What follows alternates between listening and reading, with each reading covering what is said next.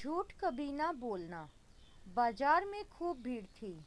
किसान, दुकानदार, व्यापारी सब थे। ढेर सारी बैलगाड़ियाँ, घोड़ा गाड़ियाँ, ऊँट गाड़ियाँ सब थी वहाँ।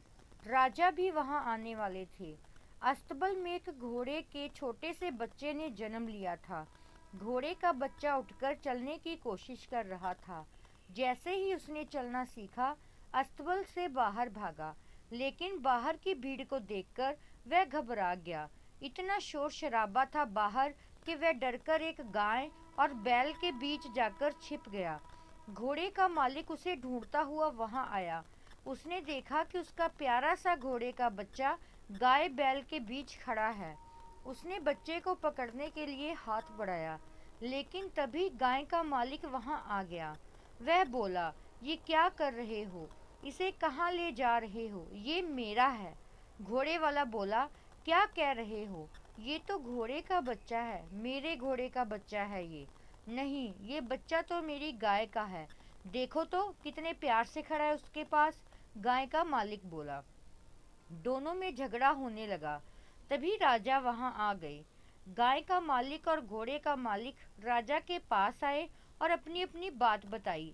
राजा ने दोनों की बात सुनकर कहा, क्योंकि ये बच्चा गाय और बैल के बीच अपने आप को सुरक्षित महसूस कर रहा था, इसलिए वही उसके माता पिता हैं।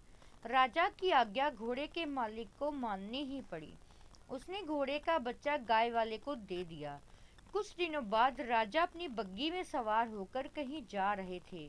उन्होंने देखा कि एक व्यक्ति बीच सड़क पर मछली पकड़ने का जाल बिछाकर बैठा हुआ है।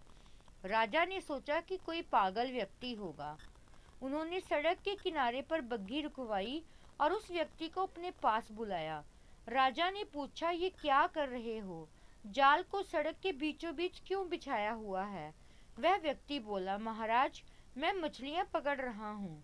मछलियाँ? सड़क पर मछलियाँ? क्या तुम पागल हो गए हो? राजा ने पूछा।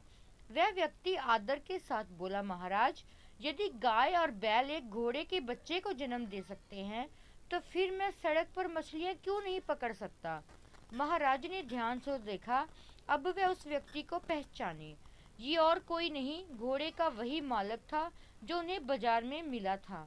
उन्होंने तुरंत अपने सैनिकों को आज्ञा दी, जाओ उस गाय बैल के मालिक को बुलाकर लाओ। तुरंत गाय के मालिक को घोड़े का बच्चा वापस करना पड़ा। झूठ बोलने के लिए उसे सजा भी दी गई।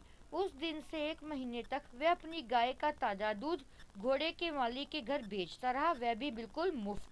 दोस्तों, अगर ये स्टोरी आपको पसंद आई है तो प्लीज़ चैनल को लाइक, शेयर और सब्सक्राइब करना ना भूलें। Thank you.